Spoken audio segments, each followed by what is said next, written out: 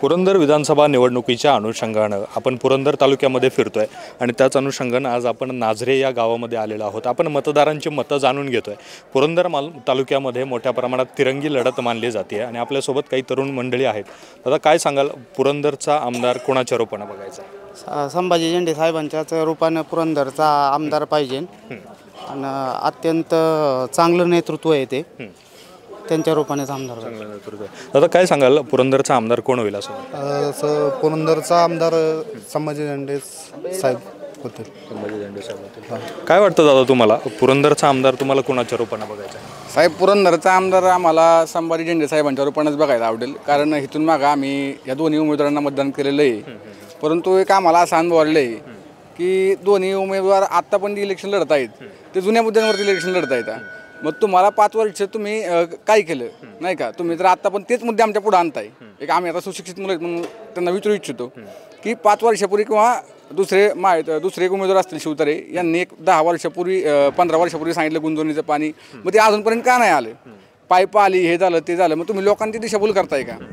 आणि झेंडे साहेब आम्हाला काय हवेत तर झेंडे साहेब अतिशय हुशार आहेत, त्यांना प्रशासकीय कामाचा चांगला अनुभव आहे। कुठलंही काम घेऊन गेलं तर ते प्रशासकीय कामात त्यांनी आत्ताच जे 4 पदरी रोड झाला तो दिवे घाटातला, त्याची परमिशन त्यांनी वन खात्याकडून मिळवून आणली। मग ह्या प्रशासकीय कामांचा अनुभव या तालुक्याला होणार आहे। त्यासाठी आम्हाला असं वाटतं की आता परिवर्तन व्हायलाच पाहिजे आणि साहेबांची आता खरंच गरज आहे, कारण हे दोन्ही उमेदवार सगळ्या जनतेने नाकारलेलेच आहेत। विकासाच्या दृष्टीनं नाझरे गावातील काही प्रश्न आहेत का? साहेब, मी नाझरे आणि पिंपरी या दोन्ही गावाच्या जवळपास राहतो। आमच्या गावातले सगळ्यात पहिला प्रश्न होता की एक अंगणवाडीचा, त्यानंतर शाळेत जाणारा जो शाळेला रस्ता होतो त्या ओढ्यावर पूल म्हणजे परवा होऊनच गेलेला आहे। त्यानंतर आमच्या मागील 5 वर्षात आता जे प्रतिनिधी आहेत पुरंदरचे, त्यांनी आमच्या गावात एकही काम केलेलं नाही। म्हणजे एकही त्यांनी काम मंजूर करून आमच्या गावात त्यांनी आमदारांतून दिले असं एकही काम दाखवायसुद्धा त्यांचं काम नाही आहे। आणि असे आमचे अनेक मुद्दे रस्त्याचे असतील, लोकांच्या अडचणी असतील, त्यानंतर पुरंदर वृक्षाचं पाणी असेल, या सर्व समस्या साहेब त्यांच्या प्रशासकीय कामाचा अनुभव वापरून सोडू शकतात, ह्याची आम्हाला खात्री आहे। अजूनही आपल्यासोबत काही नागरिक आहेत, मतदार आहेत। दादा काय सांगाल, तालुक्याचा आमदार कोणाच्या रूपाने बघायचा? संभाजी अण्णा झेंडे। असं का?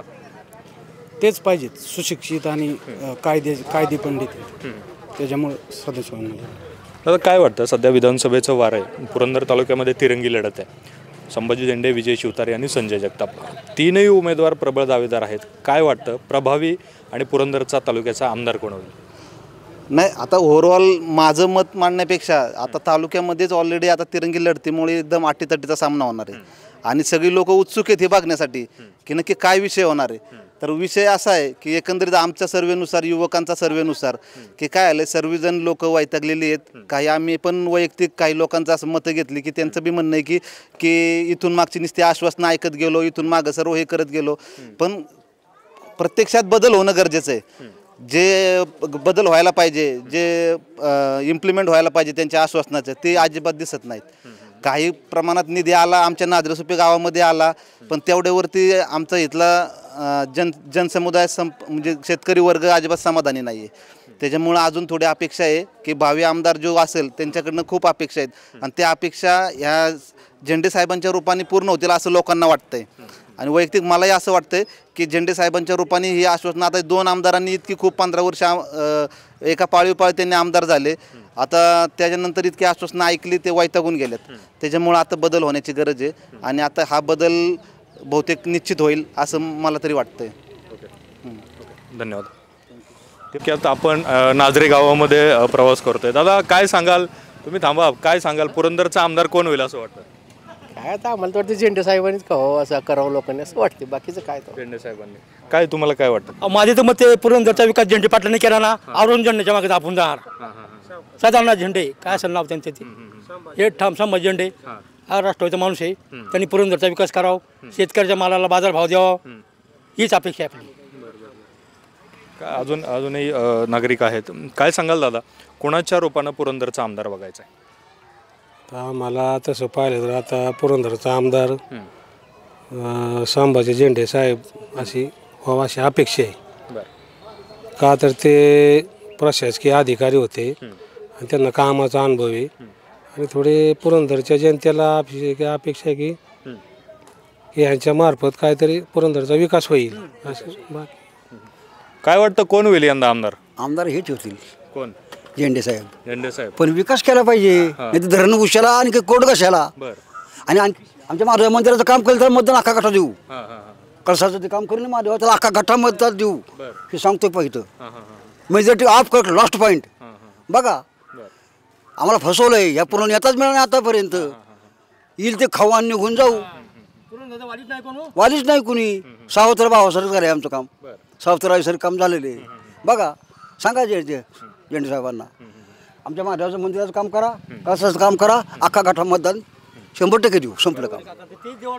आपण नाझरे गावामध्ये आहोत आणि गावातील मतदारांच्या प्रतिक्रिया घेतोय. आता काय सांगाल, पुरंदरचा आमदार कोण होईल? आता दोन्ही आमदार पुरंदरमध्ये विधानसभा 2024मध्ये पुरंदर तालुक्यामध्ये जनता दोन्ही आमदाराला कंटाळलेली असल्यामुळे लोकांना परिवर्तन पाहिजे, म्हणजे दुसरा काहीतरी आमदार पाहिजे. तर भावी आमचा झेंडे साहेब, पुरंदरमध्ये झेंडे साहेब 100% झेंडे साहेब येणार. काय वाटतं दादा, तालुक्यात तिरंगी लढत आहे, तिरंगी लढतीचा प्रबळ दावेदार तालुक्याचा आमदार कोण होईल? आता तरी प्रबळ दावेदार संभाजी झेंडे साहेबच आहेत. कारण का, प्रशासकीय अनुभव फार मोठा आहे. आणि दुसरी गोष्ट, ते कोणावरती टीका टिप्पणी करत नाहीत. ते फक्त काय करतात, जे विकास आत्तापर्यंत त्यांनी केला आहे त्यांच्यामार्फत जे कामं झाली आणि इथून पुढं काय करणार त्याच्यावरतीच ते बोलतात. आणि एकदम असं संयमी नेतृत्व आहे आणि हुशार व्यक्तिमत्व आहे आणि सगळा मोठा अनुभव असल्यामुळं आता सगळ्यांनी असा विचार केला आहे की झेंडे साहेबच आमदार होतील. आणि येत्या 20 तारखेला 5 नंबरचं बटन दाबून झेंडे साहेबांना बहुमताने विजयी जनता करणार असं ठरवलेलं आहे. बरोबर. आता काय वाटतं कोण होईल आमदार? बोला बोला बोला. आता ऐकून घ्या. ते झेंडे पाटील आहेत, हे पहिल्यांदा पहिल्यापासून बी सहकार्य आहे त्यांचं. ते आत्ता जे बोलले आमचे सर तेच होणार आहे. तेच होणार आहे.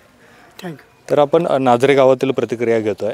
पुरंदर तालुक्यातील सगळ्याच गावांमध्ये आपण जाऊन प्रतिक्रिया, ज्या नागरिकांच्या प्रतिक्रिया आहेत त्या प्रतिक्रिया घेणार आहोत. आमचा चॅनल सबस्क्राईब केला नसेल तर सबस्क्राईब करा आणि बेल आयकॉन दाबायला विसरू नका. मनपूर्वक धन्यवाद.